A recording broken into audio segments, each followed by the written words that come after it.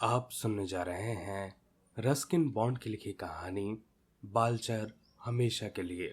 Boy scouts for ever. किसी जमाने में मैं बालचर बॉय स्काउट हुआ करता था। हालांकि ना तो मुझे स्लिप नॉट और ग्रीन नॉट के बीच का फर्क समझ में आता था, ना ही रीफ नॉट और थीफ नॉट के बीच का अंतर मालूम होता था। मुझे सिर्फ इतना पता था कि यदि कोई चोर पकड़ा जाता है तो उसे बांधने के लिए थीफ नॉट का प्रयोग होता है। मैंने कभी कोई चोर नहीं पकड़ा, और यदि पकड़ भी लेता तो पता नहीं क्या करता, क्योंकि मुझे कोई गार्ड बांधने आती ही नहीं। शायद मैं उसे चेतावनी देकर छोड़ देता और उसे भी एक बालचर बनने की सलाह देता। तैयार रहो, यह एक बॉय स्काउट का नीति वाक्य है और काफी अच्छा भी है। लेकिन मैं कभी किसी बात के लिए पूरी तरह तैयार नहीं रहता, चाहे कोई परीक्षा हो, सफर हो या फिर अपने कमरे की छत की मरम्मत। मैं आधा भाषण देता हूँ और भूल जाता हूँ कि आगे क्या बोलना है, या मैं अपने मित्र की शादी में पहनने के लिए नया सूट बनवाता हूँ और पैजामा पहनकर चला जाता हूँ। तो मेरे जैसा इतना अव्यावहारिक लापरवाह लड़का बॉय स्काउट कैसे बन गया? जिस समय यह हुआ मैं शिमला के एक बोर्डिंग स्कूल में पढ़ रहा था। हाँ, तो हुआ यूं कि मैं जूनियर स्कूल में था। तब मैं जूनियर ही था। मैं यह अफवाह फैल गई कि मैं बहुत अच्छा खाना बनाता हूँ। मैंने अपनी जिंदगी में कभी कुछ अच्छा नहीं बनाया था, लेकिन हाँ, स्कूल की कैंटीन में काफी समय बिताता था और शेफ को जो कैंटीन चलाता था बेहतर समोसे, जलेबी, टिक्कियां और पकोड़े बनाने के नुस्खे बताया करता था। मेरी अनचाही सलाह के बदले वह कभी कभी मुझे मुफ्त में समोसा दे देता था, इसलिए स्वाभाविक रूप से मैं उसे अपना दोस्त और संरक्षक समझने लगा था।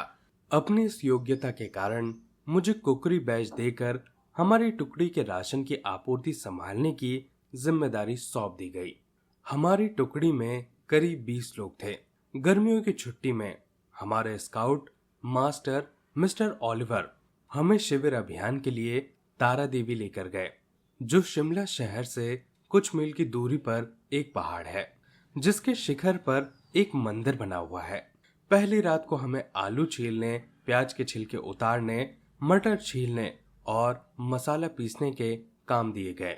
जब सारी सामग्री तैयार हो गई तो पाक कला के विशेषज्ञ के तौर पर मुझसे पूछा गया कि उन चीजों का क्या करना चाहिए। सारी चीजें उस बड़ी देचकी में डाल दो, मैंने आदेश दिया। ऊपर से आधा टन घी भी डाल दो और थोड़ी सी बिच्छू बूटी डालकर आधा घंटे पकने दो। जब ये सब कुछ हो गया तो सबने पकवान को चखा, लेकिन आम राय यही बनी कि उसमें कुछ कमी थी। और नमक डाल दो, मैंने सलाह दी। नमक डाल दिया गया, फिर भी कुछ कमी लग रही थी। 1 कप चीनी डाल दो, मैंने आदेश दिया। अब उसमें चीनी भी डाल दी गई, लेकिन अभी भी स्वाद में कुछ कमी रह गई थी। हम टमाटर डालना तो भूल ही गए, एक अन्य स्काउट विमल ने कहा। कोई बात नहीं, मैंने कहा, हमारे पास टमाटर सॉस है, 1 बोतल टमाटर सॉस डाल दो। सिरका डाल दें क्या? एक और लड़के ने पूछा। बिल्कुल ठीक, मैंने सहमति जताई।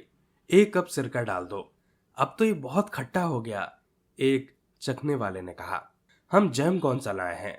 मैंने पूछा। करौंदे का, उसी की जरूरत थी, पूरी बोतल डाल दो। मेरा पकवान सबको बहुत पसंद आया, सबने मजे लेकर खाया।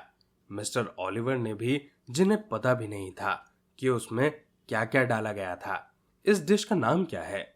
ये विशुद्ध भारतीय खट्टी मीठी जैम आलू करी है, मैंने उन्हें बताया। छोटे में इसे बॉन्ड भुर्जी कह सकते हैं, विमल बोला। मैंने अपना कुकरी बैच सार्थक कर दिया था। बेचारे मिस्टर ऑलिवर, वो स्काउट मास्टर बनने के लायक बिल्कुल भी नहीं थे। वैसे ही मैं एक स्काउट बनने के काबिल नहीं था। अगले दिन उन्होंने घोषणा की कि वह हमें ट्रैकिंग के बारे में कुछ बताएंगे।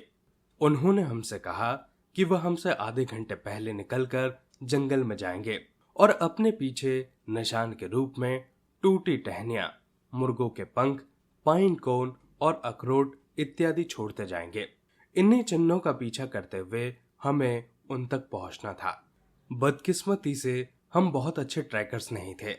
हमने जंगल में कुछ दूर उनकी छोड़ी गई निशानियों का पीछा किया। लेकिन फिर एक जगह बिल्कुल साफ पानी का छोटा सा तालाब देखकर हमारा ध्यान भटक गया। अपनी यूनिफॉर्म उतारकर हम सब पानी में कूद गए और देर तक मस्ती करते रहे। कभी पानी में, कभी यूं ही घास में लेटकर धूप का मजा लेते रहे।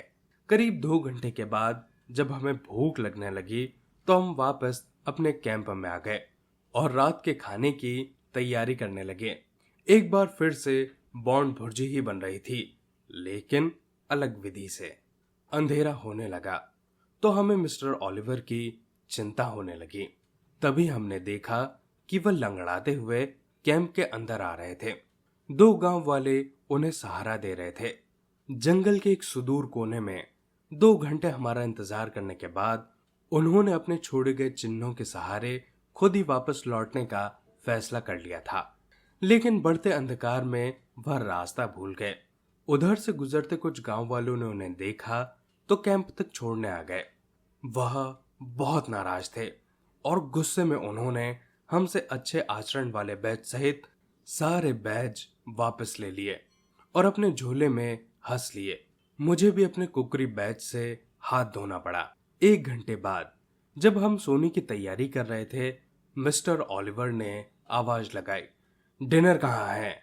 हमने तो खा लिया, विमल ने कहा। सारा खाना खत्म हो गया सर।